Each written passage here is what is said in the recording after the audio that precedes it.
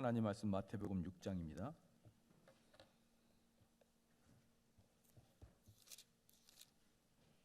마태복음 6장 12절 말씀입니다.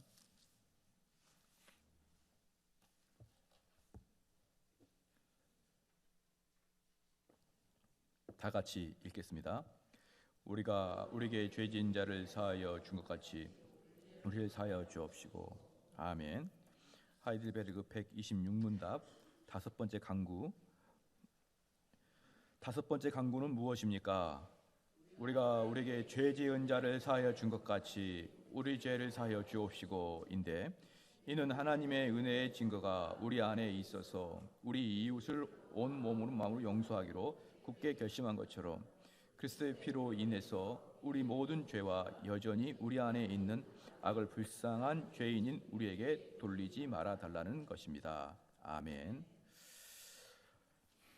오늘은 이제 다섯 번째 강구 세 번째 강의 설교를 하겠습니다.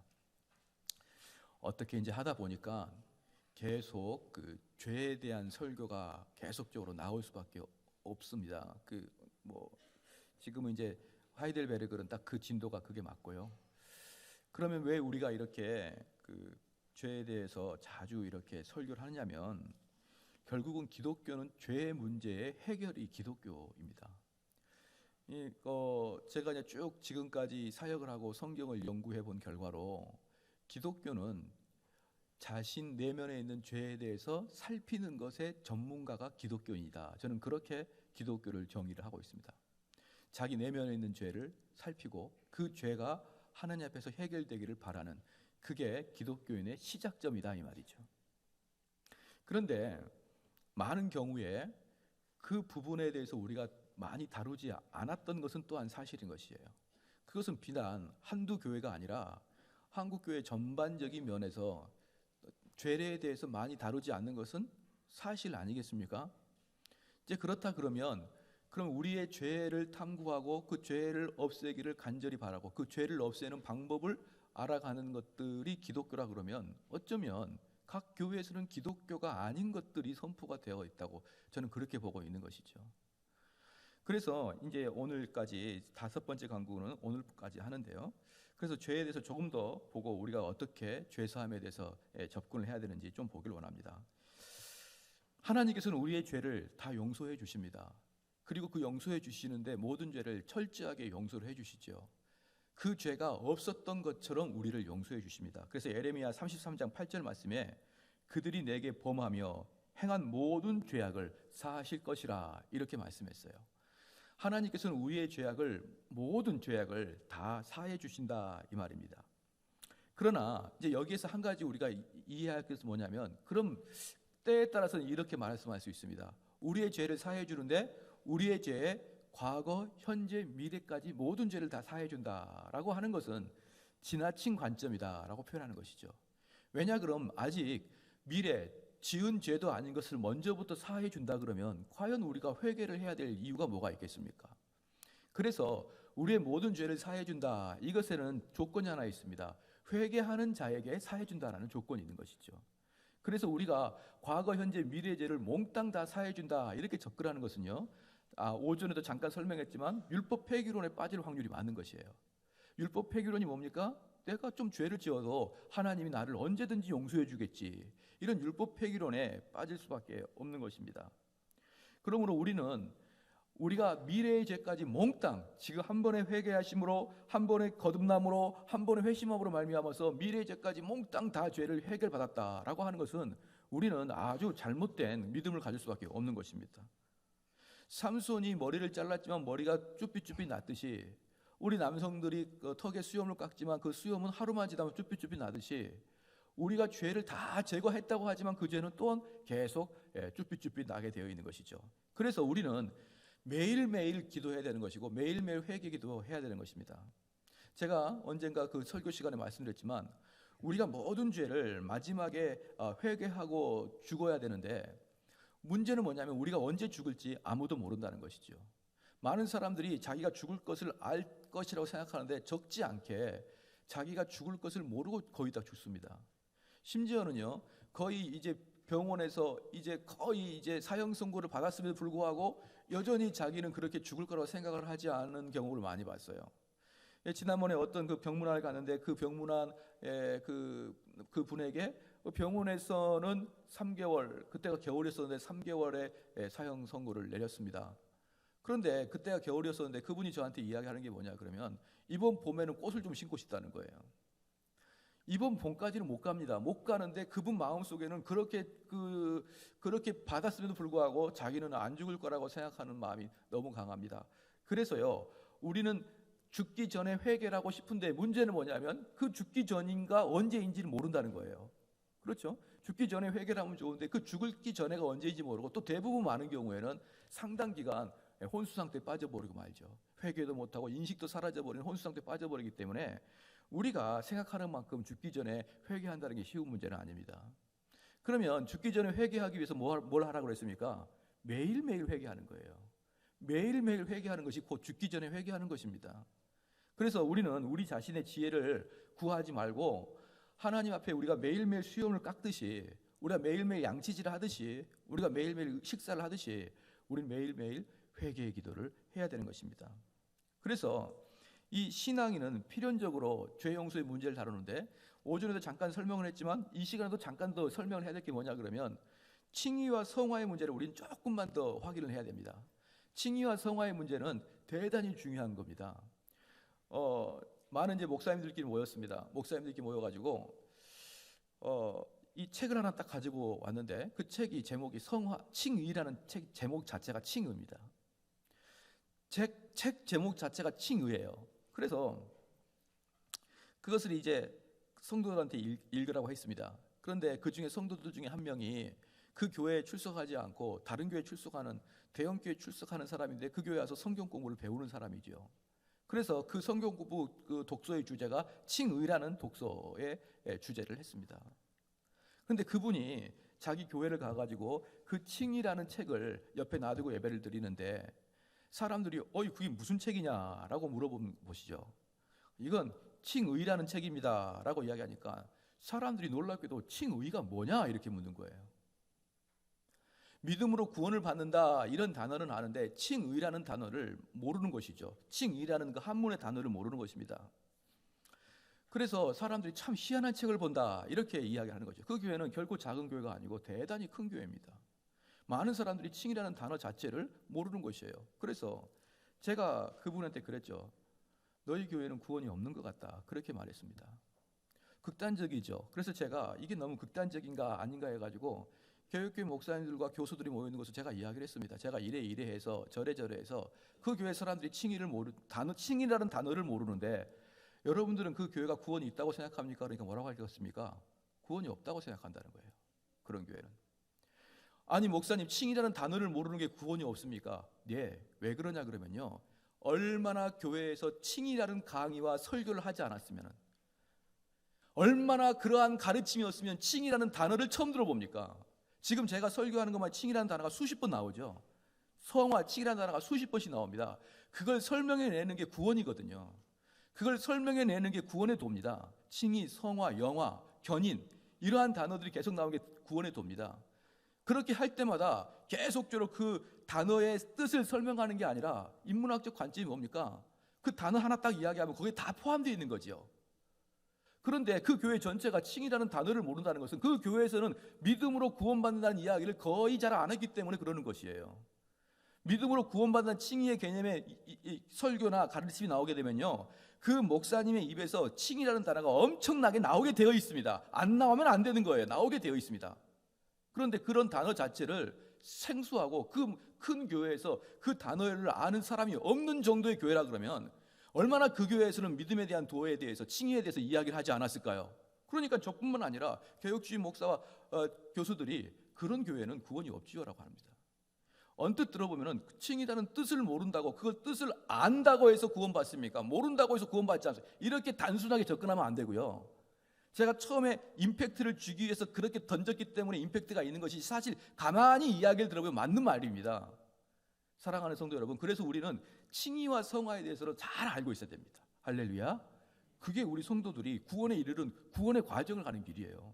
아는 것, 예수 그리스도를 아는 것, 하나님을 아는 것, 성령님을 아는 것, 구원의 도를 아는 것, 이게 믿음의 성숙이고 구원을 이루는 도입니다. 할렐루야.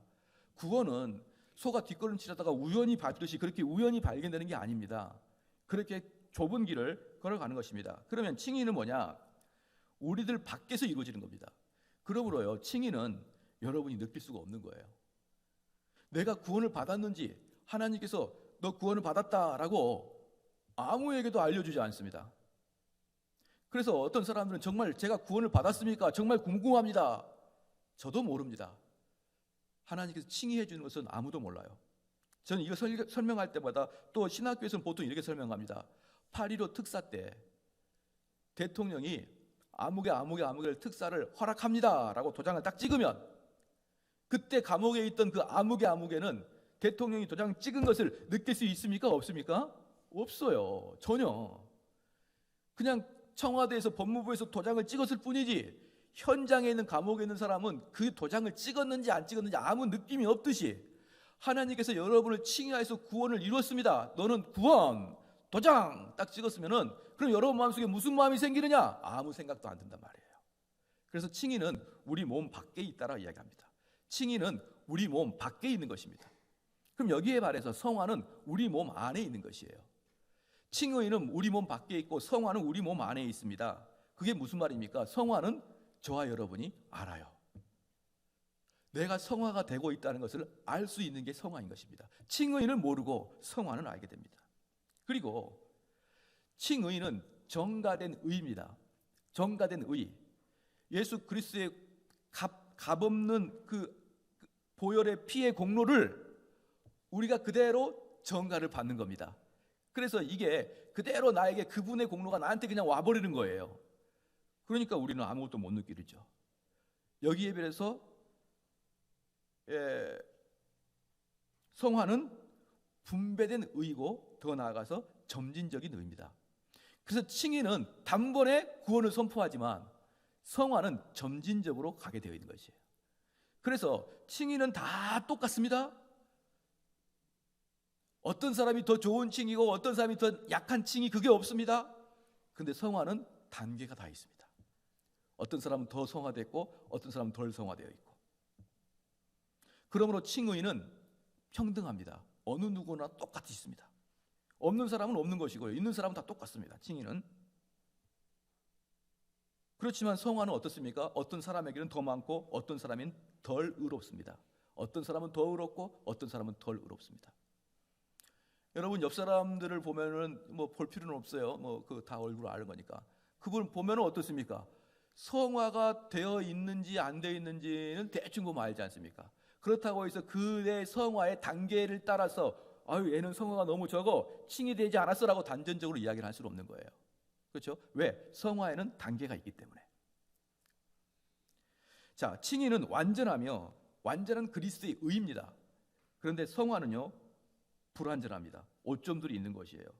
그리고 우리의 성화는 은혜와 우리의 행위가 함께 뒤섞여 있는, 항상 오염물질이 끼어 있는 게 성화의 모습입니다.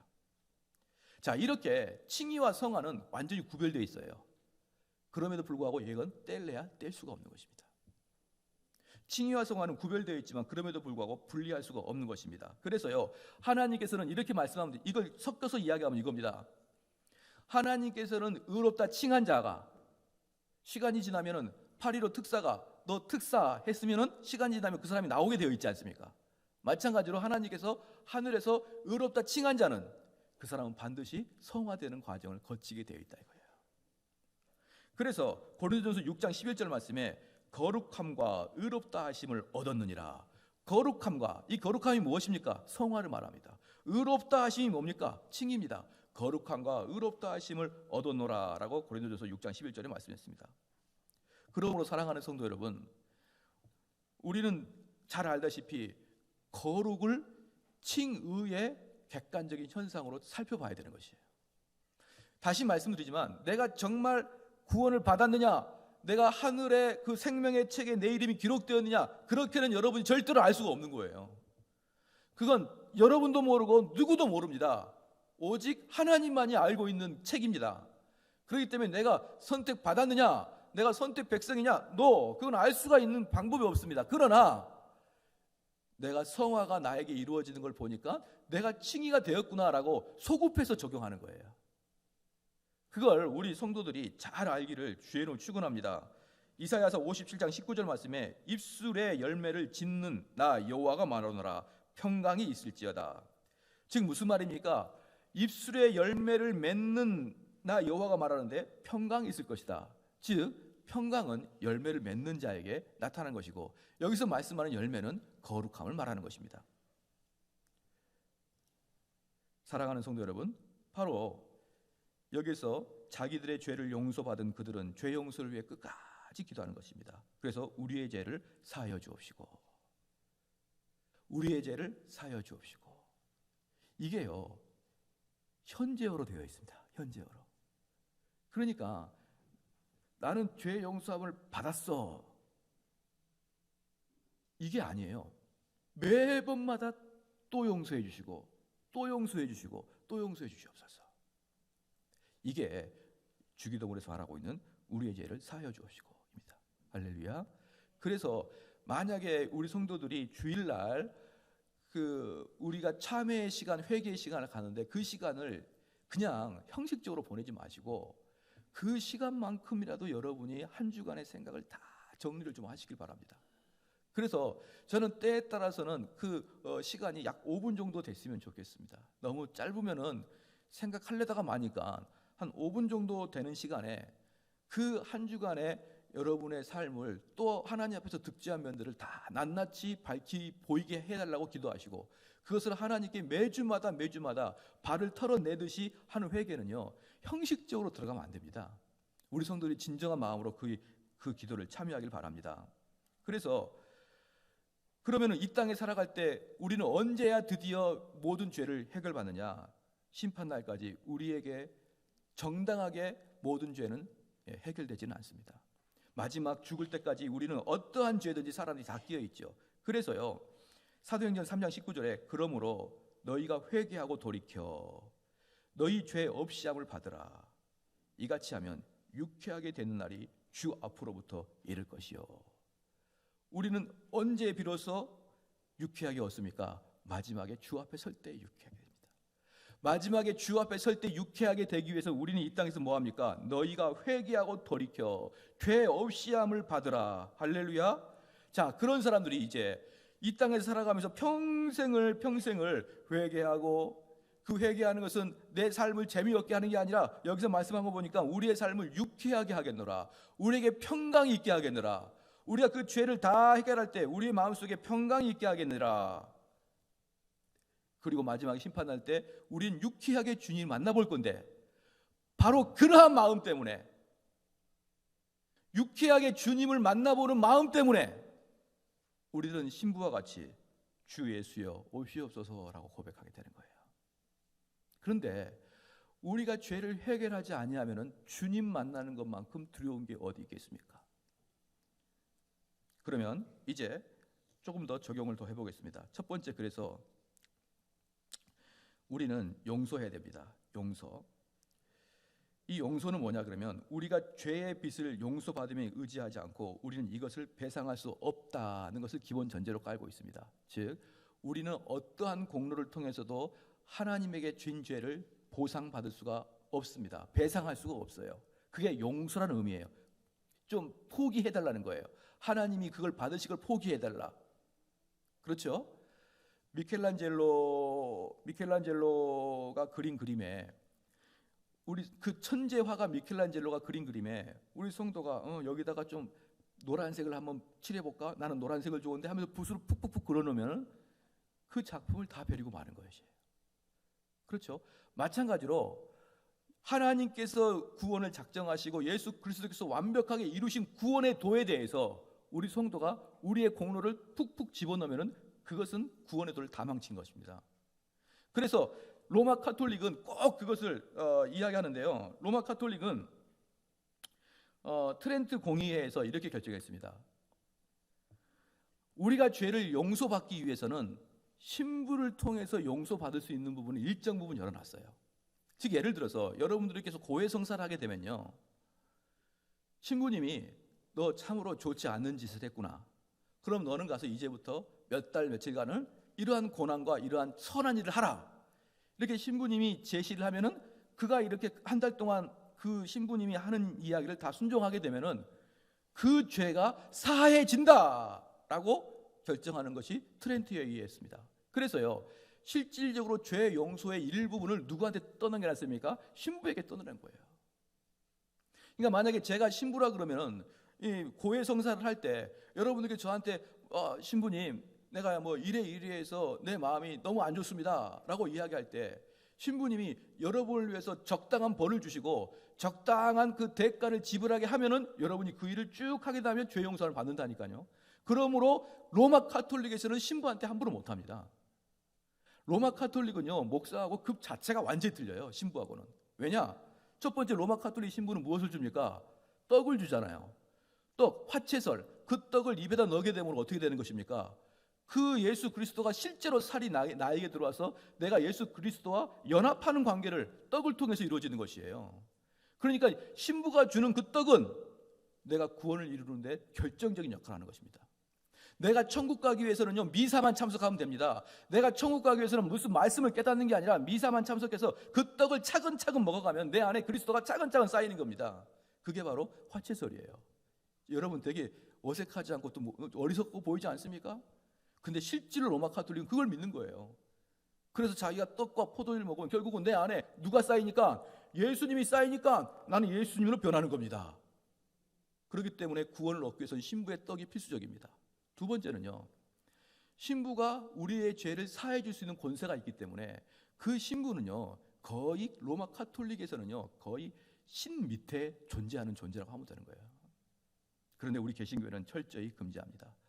우리에게는, 사람에게는 어떠한 사람도 죄를 사해 줄 권세가 없고 우리는 오직 하나님 말씀에만 순종해 나가는 것입니다. 할렐루야. 그래서 우리는 하나님께서 완전히 만들어 놓으신 구원의 도에 우리의 공로의 하나의 어떤 공로로, 우리의 어떤 노력으로 그 구원을 이루어 나가려고 마음을 먹으면 안 됩니다. 우리는 철저히 내가 갖겠습니다, 내가 봉사하겠습니다, 내가 대가를 지불하겠습니다가 아니라 어떻게 나가는 겁니까? 나를 용서하여 주소서. 나를 용서하여 주소서. 첫 번째는 용서하답니다. 두 번째, 우리의 죄를입니다. 우리의 죄입니다. 우리는 다른 사람의 죄로 인해서 형벌을 받는 것이 아니고 우리 죄로 인해서 형벌을 받는 것입니다. 우리의 죄를, 여기서 우리의 죄를 여기서 말할 때 우리가 짓는 죄를, 내가 짓는 죄를 용서해 달라는 것이에요. 혹시 여러분들 이런 걸 들어보셨나요? 가계의 저주가 흐른다. 그래서 그 가계의 저주는 아버지가 진 죄를 자녀들이 그 벌을 받는다. 3, 4대까지 벌을 받는다는 것을 가지고 가계의 저주가 흐른다라고 하는데 그것은 성경적이지 않습니다. 성경에서 말하고 있는 죄는 내가 진 죄는 내가 받는 것이에요.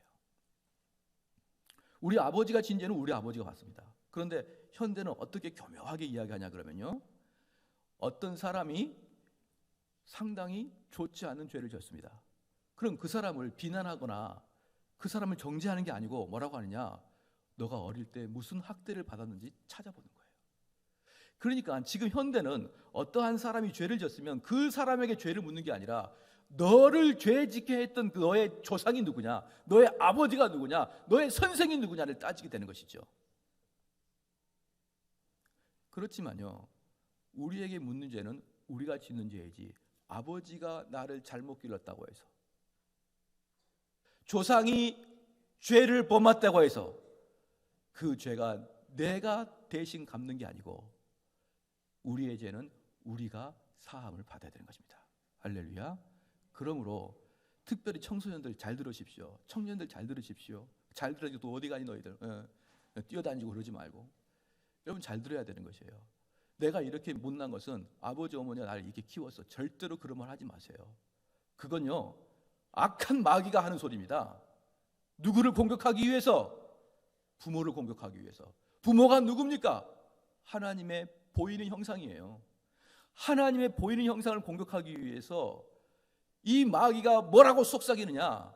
너 어릴 때 네 아버지가 너 혼낸 거 기억나니? 너 어릴 때 아무 죄 없을 때 엄마가 너 때린 거 기억나? 너가 어릴 때 아무것도 모를 때 너희 부모가 너를 억울하게 했던 거 기억나? 바로 그것 때문에 네 성격이 나빠지는 거야 라고 이야기하는 건 마귀가 하는 소리예요. 여러분, 그것은 아무것도 아닙니다.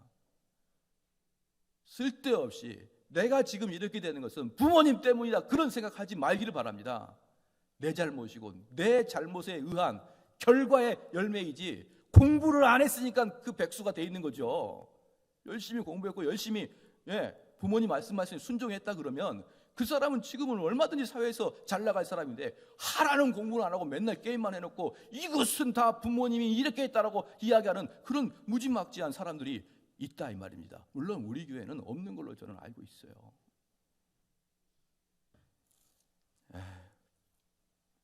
아버지 왜 그러셨어요? 그런 말 하지 말란 말입니다.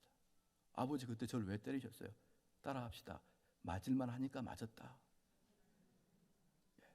제가 애를 키워보니까요, 100대 때리고 참고 한 대 때리게 되더라고요. 그런데 그 녀석은 100대 맞을 것에 대해서는 기억을 못해요. 기억을 그냥 참다가 고 한 대 때린 걸 기억합니다. 저번에 우리 딸도 그때 아빠가 나를 때렸다, 우리 아들도 때렸다 그래서 내가 곰곰이 생각해 보니까 유치원에 가서 너네 애를 얼굴 꼬집어 놓은 거 아닙니까? 그래서 몇 번이나 경고 줬는데 또 꼬집고 또 물고 그래가지고 몇 대 때렸더니 그걸 기억하고 있더라고요. 왜 저를 그러셨어요? 이러면서. 사랑하는 성도 여러분, 우리는 우리의 죄입니다. 할렐루야. 남에게 영향받아서 내가 짓는 죄가 아니에요. 어떤 사람이 나를 상처를 줬기 때문에 내가 그 상처 때문에 이런 반응이 나는 게 아닙니다. 그냥 내 자체가 나쁜 놈이기 때문에 그러는 거예요. 그래서 뭐라고 합니까? 예레미야 17장 10절 말씀에 각각 그 행위와 그 행실대로 보응하리니. 우리의 죄입니다. 그 다음에 세 번째, 죄입니다. 죄. 우리는 죄의 양이 얼마나 많은지 몰라요. 지난주에도 잠깐 제가 설교를 했지만 우리도 모르는 사이에 죄를 짓습니다. 우리도 모르는 사이에 죄를 지어요. 어저께 우리 김현주 전도사가 목사님 저 어릴 때 저한테 상처 줬던 거 기억나세요? 제가 그러더라고요. 이 녀석이 또 왜 이러냐. 그래서 내가 너한테 언제 상처 줬냐 그랬더니 김현주 전도사가 아주 핵심적인 말을 했습니다. 뭐랬느냐? 준 사람은 모르지만 받는 사람은 압니다. 준 사람으로 아주 무서워요. 아주 무서워요. 맞습니다. 준 사람은 몰라요. 죄를 짓게 하는 사람은 모릅니다. 그렇게 돼 있어요. 까마득하게 있는데 우리 연주전사는 세밀하게 기억하고 있더라고요. 준 사람은 모르지만 받는 사람은 압니다. 그래서 우리는 죄를 질 때 우리가 무슨 죄를 졌는지 이해를 못하고 기억을 못합니다. 그러므로 다윗은 뭐라고 합니까? 시편 19편 12절 말씀에 자기 허물을 능히 깨달을 자 누구리요? 자기 허물을 능히 깨달을 자 누구리요? 우리는 우리의 죄가 태평양 바닷만큼의 바다 속에 있는 물방울만큼이나 우리 죄가 많아요. 너무나 많아서 무엇이 죄인지도 모르는 그런 상태입니다. 우리 온 몸에는 곰팡이로 다 뒤덮여 버리듯이 온 영혼에 죄로 뒤덮여 있습니다. 사랑하는 성도 여러분, 그러므로 우리는 이 죄 사함을 가장 소원해야 될 것입니다. 그렇게 되면 어떻습니까? 우리 주님께서 히브리서 8장 12절 말씀에 내가 저희 불의를 긍휼히 여기고 저희 죄를 다시 기억하지 아니하리라.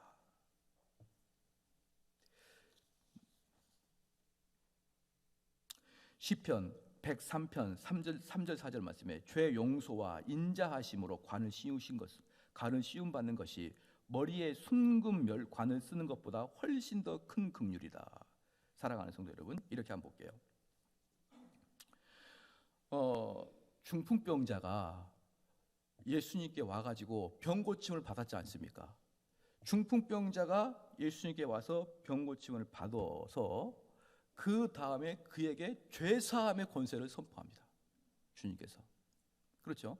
그럴 때 그럼 그 중풍병자가, 만약에 여러분이 중풍병자라 그러면 중풍병을 고침받은 게 더 좋을까요? 죄 사함을 받는 게 더 좋을까요? 우리는 아마 중풍병을 더 좋아할지 모릅니다. 한번 볼게요. 마가복음 2장 한번 보겠습니다. 마가복음 2장.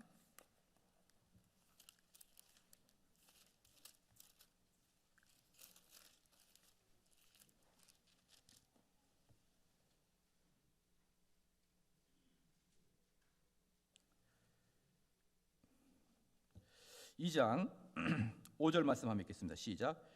예수께서 저희의 믿음을 보시고 중풍병자에게 이르시되 소자야 네 죄 사함을 받았느냐 하시니. 자, 이렇게 죄 사함을 받음을 선포하자 그 다음에 어떤 일이 발생하냐면 7절에 이 사람이 어찌 이렇게 말하는가 참남하도다 오직 하나님 한 분 외에는 누가 능히 죄를 사하겠느냐. 무슨 말이냐면요, 우리가 육체를 고침받는 것보다 죄를 용서받는 게 훨씬 어렵습니다. 왜? 그 죄를 용서하는 건 하나님밖에 없으니까요. 그래서 만약에 우리에게 누가 와가지고 이보세요, 당신은 지금 중풍병을 고치기를 원하십니까? 아니면은 당신은 지금 무엇이 명예가 회복되기를 원하십니까? 당신에게 있는 게 가장 원하는 게 무엇입니까? 라고 물을 때 우리는 주 앞에 용서함을 받는 게 가장 원하는 것입니다 라고 고백이 돼야 되는 것이죠. 예를 들어서요, 우리가 아직 미결수입니다. 유치장에 있어요. 이제 그래서 아직 재판이 끝나지 않았습니다. 뭐 1심, 2심, 3심 이렇게 가지 않습니까? 그럼 그동안에 계속 감옥에 있죠. 그럴 때 이제 아직 최종적으로 결정이 나지 않은 상태에서 감옥에 있다고 한번 생각을 해보십시오. 그러면 최종적으로 결정이 나지 않는 감옥에서 만약에 감옥에 있는 사람이 너의 소원이 무엇이냐?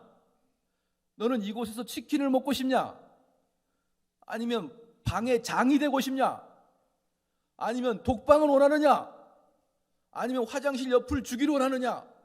아니면 너의 그 죄수복을 다른 사람보다 더 좋은 비단으로 만들어줄까? 그 사람에게, 죄수에게 그 간수가 너가 원하는 건 무엇이냐? 라고 물을 때 그 간수 뭐라 그럴까요? 석방이요. 석방. 그 간수에게 필요한 것은 그 여러 가지 잡다한 것들이 아닙니다. 여러 가지 먹을 것들이 아니고 여러 가지 방에서의 권력을 쟁취하는 게 아닙니다. 그 죄수에게 필요한 것은 해방입니다. 여러분은 무엇이 필요합니까? 왜 내가 죄에 대해서 해방되기를 원하지 않습니까? 내가 얼마나 죄에 깊이 물들어 있는지를 깨닫지 못하기 때문에 그러는 거예요. 우리가 얼마나 하나님 보시기에 악한 존재인가를 깨닫지 못하기 때문에 우리는 그러는 것입니다. 만약에 다윗에게 우리가 묻습니다. 다윗에게 묻습니다. 다윗이여, 그대의 고통이 어디 있습니까? 그대를 괴롭히는 것이 무엇입니까? 그것은 그대와 그대의 아내들에게 닥쳐올 수치와 두려움입니까? 그것은 당신의 집안에 떠나지 아니할 칼날의 두려움입니까? 라고 다윗에게 물어보면 다윗은 뭐라고 그럴까요? 저의 두려움은 나에게 고통을 주는 것이 아니라 나를 양심을 찌르는 죄입니다. 다윗은 그렇게 고백할 거예요. 왜냐? 시편 51편 3절 말씀에 내 죄가 항상 내 앞에 있나이다. 시편 50편 1절 말씀에 하나님이여 주의 인자를 쫓아 나를 긍휼히 여기시며 주의 많은 자비를 쫓아 내 죄과를 도말하소서. 하나님이여 긍휼함으로 하나님이여 자비를 내려주시사 내 죄를 제거하여 주시옵소서. 그래서 다윗을 하나님 마음에 합한 자라 그러는 것이에요. 왜? 다윗은 하나님 앞에서 계속 죄를 도말하고자 하는 마음으로 있었기 때문에. 말씀의 결론을 맺겠습니다. 만약에 성도님들이 저녁에 잠을 자기 전에 식중독이 걸리는 아주 날카로운 음식을 먹었습니다. 아주 곰팡이가 가득 찬 음식을 먹었습니다. 그랬더니 그 곰팡이가 이제 슬슬 작용을 하는데요. 에잇, 모르겠다. 잠들자. 잠자면 낫겠지. 그리고 잠을 들 수 있습니까? 아마 식중독이 걸렸으면은 그렇게 잠을 자다가도 고통 속에서 깨어날 것입니다. 그러면 우리가 상한 음식을 먹었으면, 우리가 식중독을 유발할 수 있는 그런 죄악된 음식을 먹었다 그러면 우리는 어떻게 하는 게 최선입니까? 그것을 토해내버리는 게 최선이에요. 그렇죠? 다 토해내고 다 걸러낸 다음에 편하게 잠자리에 들어가야 됩니다. 그럼 한번 묻겠습니다. 여러분, 죽음이라는 잠자리에 들어갈 때 죄라는 그 악한 것들을 토해내고 들어가기를 원하십니까? 내가 죽음 속에 들어가는데 내가 아직도 해결하지 않은 수많은 죄를 그대로 품고 죽음이라는 잠자리에 들어가게 되면 우리는 그 죽음이라는 잠자리에서 고통과 괴로움 속에 깨어나게 될 것입니다. 그래서 우리는 죽기 전에 이 죄를 도말하기를 하나님께 간절히 원하는 거예요. 하나님, 나의 소원은 이 죄가 깨끗하게 도말되고 성령께서 나에게 죄 사함에 대해서는 확신을 주심으로 내가 기쁨에서 쌓여서 이 땅에 살기를 원하나이다. 할렐루야. 이 소원이 저희 교회가 꽉 차야 된다고 생각합니다. 꽉 차야 돼요. 제가 5절에도 말씀을 드렸지만요, 우리 정통주의 칼빈주의는 우리 이 세상의 현실의 문제를 해결하기 위해서 내세를 쳐다본다고 했습니다. 즉 내세를 쳐다본다는 게 무슨 말입니까? 내가 내세에 들어가기 전에 죄의 문제를 해결한다는 것이에요.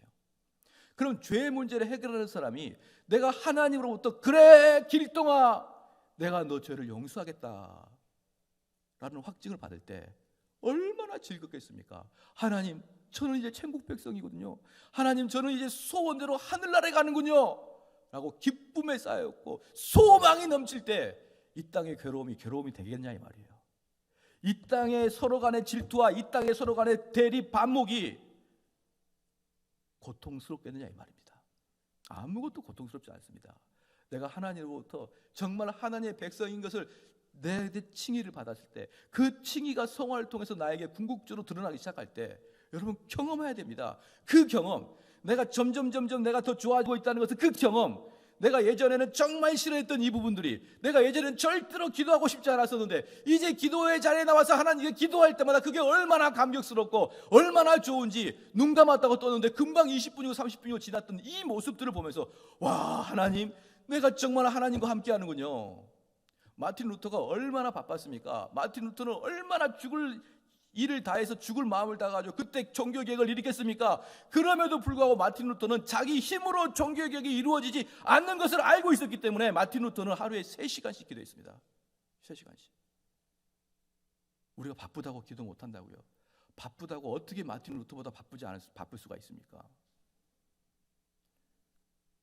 우리는 솔직하게 내세를 인정하지 않는 것 같습니다. 그런 관점에 보신다. 내세를 인정하는 건 쉽지 않습니다. 왜? 한 번도 보지도 않고 한 번도 가보지도 않고 느껴지지도 만지지도 않는 이론적인 게 내세 아닙니까? 이론 아닙니까? 근데 그 이론이 어떻게 나의 실제의 감각으로 느껴질 수 있단 말입니까? 안 느껴지는 거예요. 그러므로 내가 내세를 기억하고 내세를 바라본다는 것은 사실 결코 쉬운 문제가 아닙니다. 그래서요, 솔직하게 별로 없는 것 같아요. 정말 내세를 두려워하고 내세 때문에 내 인생을 그 내세에 맞춰 살아가는 사람들은 많은 사람이 아닙니다. 많은 사람이 아니에요. 그 사람이 내세에 대해서 걱정한다 그러면 내세에 대한 걱정의 모습이 그의 모습을 나타나게 되어 있습니다. 감출 수 없습니다. 그러므로 사랑하는 성도 여러분, 우리는 끊임없이 회개해야 됩니다. 할렐루야. 끊임없이 회개해야 돼요. 그런데 이 회개는 결코 쉬운 게 아닙니다. 왜 회개가 쉽지 않느냐 그러면요, 회개는 무엇의 시작이니까? 시작? 중생의 시작이거든요. 회개는 거듭남의 시작이기 때문에 거듭남이 왜 쉽습니까? 거듭남은요, 다시 태어난다는 것입니다. 다시 태어난다는 것은 어느 누구나 태어날 때는 고통과 비명소리를 지르면서 태어나게 되어 있습니다. 아이 하나를 출산할 때 얼마나 고통을 합니까? 10개월 동안 뱃속에 있으면서 얼마나 입덧을 하면서 얼마나 고통을 합니까? 그리고 출산할 때 얼마나 고통스럽습니까? 아이가 태어날 때 얼마나 울고 태어납니까?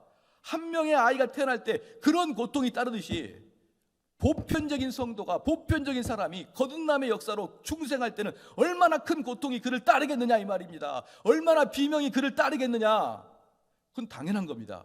그것이 있어야 될 것입니다. 그래서 사랑하는 성도 여러분, 나한테 그런 것이 나타나지 않으면 하나님께 매달려야 됩니다. 왜? 그건 내세의 문제고 천국의 문제니까요. 하나님, 그런데 나는 지금까지 오랫동안 한 번도 그런 두려움에 빠지지 않았습니다. 지금까지 잘 살아왔는데요. 사랑하는 성도 여러분, 아까 미결수를 생각해 보십시오. 미결수를 생각해 보십시오. 이제 1심을 받았습니다. 앞으로 3심까지 가야 됩니다. 대부분까지 가야 되는 거예요. 그럴 때 그 사람이 감옥에 있을 때 하루 이틀 지나는 게 아니고 3심까지 가려면 어쩔 때는 1년, 2년, 3년이 지날 수 있습니다. 그럴 때 그 속에서 그 사람의 생활은 평안합니다. 아무도 그 사람을 괴롭히지 않습니다. 괜찮네? 내가 비록 감옥에 왔지만 아무 일도 벌어지고 있지 않네? 내가 벌써 여기 들어온 지 3년째인데?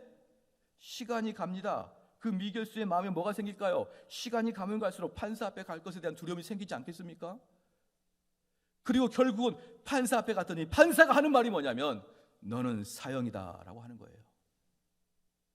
그러므로 지금 우리의 삶이 아무런 하나님에 대한 공포와 두려움이 없이 지나갈지라도 우리는 미결수의 상태입니다.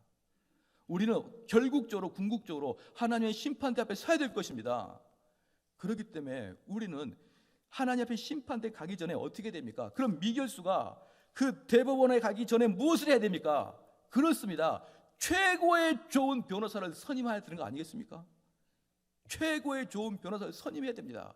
마찬가지로 우리는 하나님 앞에 가기 전에 무엇을 해야 될까요? 우리의 친구요, 우리의 형제요, 우리의 형님이신 예수 그리스도를 우리의 변호사로 선임해야 됩니다.